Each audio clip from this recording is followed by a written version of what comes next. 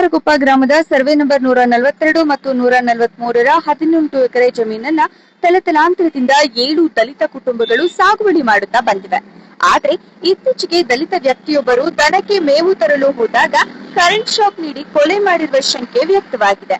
ಈ ಬಗ್ಗೆ ಅಂದಿನ ಪೊಲೀಸ್ ಅಧಿಕಾರಿಗಳು ಸೂಕ್ತ ತನಿಖೆ ನಡೆಸದೆ ಪ್ರಕರಣವನ್ನ ಮುಚ್ಚಿ ಹಾಕಿದ್ದಾರೆ ಎಂದು ಪ್ರತಿಭಟನಾಕಾರರು ಗಂಭೀರ ಆರೋಪ ಮಾಡಿದ್ದಾರೆ. ನ್ಯಾಷನಲ್ ಟೆಸ್ಟ್ ಏಜೆನ್ಸಿ ಅಂತಕ್ಕಂಥ NT ಅಂತಕ್ಕಂಥ ಒಂದು ಸಂಸ್ಥೆ ಆ ಪರೀಕ್ಷೆಯನ್ನ ನಡೆಸ್ತಾ ಇದೆ. ಆ ಪರೀಕ್ಷೆ ಪ್ರತಿ ವರ್ಷನೂ ಕೂಡ ಕೇಂದ್ರದಲ್ಲಿ ಬಿಜೆಪಿ ಆಡಳಿತ ನಡೆಸತಕ್ಕಂತಹ ಸುಮಾರು ವರ್ಷಗಳಿಂದ ಇಲ್ಲಿಯೂ ತನಕ ಕೂಡ ಪ್ರತಿ ವರ್ಷನೂ ಕೂಡ 2 ರಿಂದ 3 ಬಾರಿ ಪತ್ರಿಕೆ ಸೋರಿಕೆ ಆಗ್ತಕ್ಕಂಥದ್ದು, ಕಳ್ಳತನ ಆಗ್ತಕ್ಕಂಥದ್ದು, ಅದನ್ನ ಮಾರಾಟ ಮಾಡ್ತಕ್ಕಂಥ ದೊಡ್ಡ ದೊಡ್ಡ ಹಗರಣಗಳು ದಂಧೆಗಳು ನಡೀತದೆ. ಇದನ್ನ ನೊಂದು ಬೆಂದಿರ್ತಕ್ಕಂಥ ವಿದ್ಯಾರ್ಥಿಗಳು ವರ್ಷ ಪೂರ್ತಿ ಓದಿ ನಮ್ಗೆ ಸೀಟ್ಗಳು ಸಿಗ್ಲಿಲ್ಲ ಅಂತ ಒಂದು ಬಹಳ ಮಾನಸಿಕ ಖಿನ್ನತೆಗೊಳಗಾಗಿ ನೊಂದಕ್ಕಂಥ ವಿದ್ಯಾರ್ಥಿಗಳು ಪ್ರತಿ ವರ್ಷನೂ ಕೂಡ 100 ವಿದ್ಯಾರ್ಥಿಗಳು ಆತ್ಮಹತ್ಯೆ ಮಾಡ್ಕೊಳ್ತಿದ್ದಾರೆ.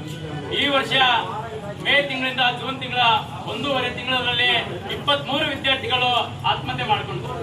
ಈ ರೀತಿ ಸರಣಿ ಆತ್ಮಹತ್ಯೆಗಳು ಮಾಡ್ಕೊಳ್ತಾ ಇದ್ದಾರೆ. ಎಲ್ಲಾ ದೇಶದ ಎಲ್ಲಾ ಕಡೆ ಮೂಲಗಳಲ್ಲಿ ವಿದ್ಯಾರ್ಥಿಗಳು, ಪಾಲಕರು, ಪೋಷಕರು ಸಾಕಷ್ಟು ದೊಡ್ಡ ಹೋರಾಟಗಳು ಮಾಡ್ತಾ ಇದ್ರು ಕೂಡ ಇವತ್ತು ಕೇಂದ್ರ ಶಿಕ್ಷಣ ಸಚಿವರು ರಾಜೀನಾಮೆ ಕೊಡ್ತಾ ಇಲ್ಲ.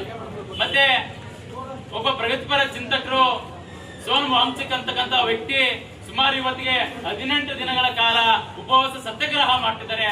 ಆದ್ರೆ ಇವತ್ತು ಮೊಂಡಿರ್ತಕ್ಕಂಥ ಕೇಂದ್ರ ಸರ್ಕಾರ ಯಾಕೆ ಅಂತಂದೇಳಿ ಹೋಗಿ ಅವ್ರನ್ನ ಭೇಟಿ ಕೊಡ್ತಾ ಇಲ್ಲ. ಕಲಿತಕ್ಕಂಥ ಪ್ರತಿಭಟನೆ ಧರಣಿ ಮಾಡ್ಲಿಕ್ಕೆ ಕೂಡ ಇವತ್ತು ಮೂಲಭೂತ ಸೌಲಭ್ಯನ ಅಲ್ಲಿ ಒದಗಿಸ್ಲಿಕ್ಕೆ ಕೂಡ ಸಾಧ್ಯ ಆಗ್ತಿಲ್ಲ. ಪೊಲೀಸ್ ಇಲಾಖೆಯನ್ನು ಬಳಸಿಕೊಂಡು, ಆರ್ಮಿ ಮಿಲಿಟರಿಗಳನ್ನು ಬಳಸಿಕೊಂಡು ಹೋರಾಟ ಹತ್ತಿಕ್ಕಂತ ಕೆಲಸನ ನಿರಂತರವಾಗಿ ಇವತ್ತು ಕೇಂದ್ರ ಶಿಕ್ಷಣ ಸಚಿವರು ಮಾಡ್ತಾರೆ. ಆರೋಪಿಗಳು ಗ್ರಾಮದಲ್ಲಿ ರಾಜಾರೋಷವಾಗಿ ತಿರುಗಾಡುತ್ತಾ ಮಾರಕಸ್ತ್ರಗಳೊಂದಿಗೆ ದಲಿತರಿಗೆ ಕೇರಿಗೆ ಬಂದು ಜೀವ ಬೆದರಿಕೆ ಹಾಕ್ತಾ ಇದ್ದಾರೆ. ಕೆಲವು ಭ್ರಷ್ಟ ಪೊಲೀಸ್ ಅಧಿಕಾರಿಗಳು ಆರೋಪಿಗಳೊಂದಿಗೆ ಕೈ ಜೋಡಿಸಿ ಕರ್ತವ್ಯ ಲೋಪ ಎಸಗುತ್ತಿದ್ದಾರೆ ಎಂದು ಆಕ್ರೋಶ ಹೊರಹಾಕಿದ ಸಮಿತಿ ಮುಖಂಡರು ತಕ್ಷಣವೇ ಈ ಕೇಸನ್ನ ಮರುತನಿಖೆ ನಡೆಸಿ ನೊಂದವರಿಗೆ ನ್ಯಾಯ ಒದಗಿಸಬೇಕು ಮತ್ತು ನಿರ್ಲಕ್ಷ್ಯ ವಹಿಸಿದ ಅಧಿಕಾರಿಗಳನ್ನ ಅಮಾನತು ಮಾಡಬೇಕೆಂದು ಆಗ್ರಹಿಸಿದರು. ವರದಿ ಮಯೂರ್ ರಾಯ್ಕರ್, ಹಾನಗಲ್, ಶ್ರೀ ಟಿವಿ ನ್ಯೂಸ್. ಪರವಾಗಿ ಉಪವಾಸ ಸತ್ಯಾಗ್ರಹ ಮಾಡ್ತಕ್ಕಂತಹ ಸೋನಮ್ ವಾಂಗ್ಚುಕ್ ಪರವಾಗಿ ನಾವೆಲ್ಲರೂ ಕೂಡ ಇದ್ದೇವೆ ಅಂತಂದೇಳಿ ಇವತ್ತು ಇಡೀ ದೇಶಾದ್ಯಂತ ಪ್ರಗತಿಪರ ಸಂಘಟನೆಗಳು ಹೋರಾಟ ಧರಣಿಗಳ ಮಾಡುವ ಮೂಲಕ ಇವತ್ತು ಉಪವಾಸ ಸತ್ಯಾಗ್ರಹಕ್ಕೆ ಬೆಂಬಲ ಕೊಡ್ತೀವಿ.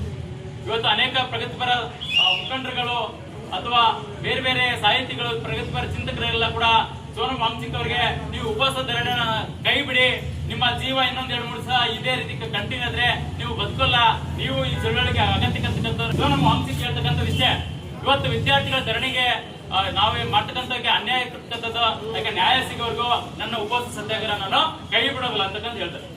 ಇಷ್ಟಾದ್ರೂ ಕೂಡ ಇವತ್ತು ಕೇಂದ್ರದಲ್ಲಿರ್ತಕ್ಕಂಥ ಬಿಜೆಪಿ ಸರ್ಕಾರ ಇವತ್ತು ಆ ಒಂದು ವ್ಯಕ್ತಿಗಳ ಹೋಗಿ ಮಾತಾಡಿಸಬೇಕು, ಕನಿಷ್ಠ ಅವರ ಬೇಡಿಕೆಗಳಿಗೆ ನಾವು ಸ್ಪಂದನೆ ಮಾಡ್ಬೇಕಂತಕ್ಕಂಥ ಒಂದು ಇಂತಿಚ್ಚು ಕಾಳಜಿ ಇಲ್ಲ.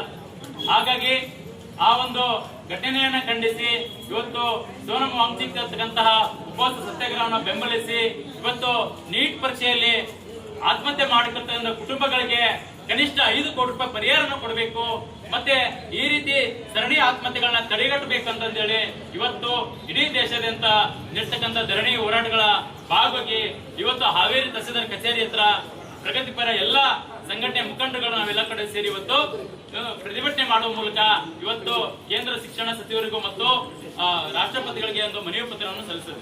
ಅದನ್ನ ಉದ್ದೇಶಿಸಿ ಡಿವೈಎಫ್ಐನ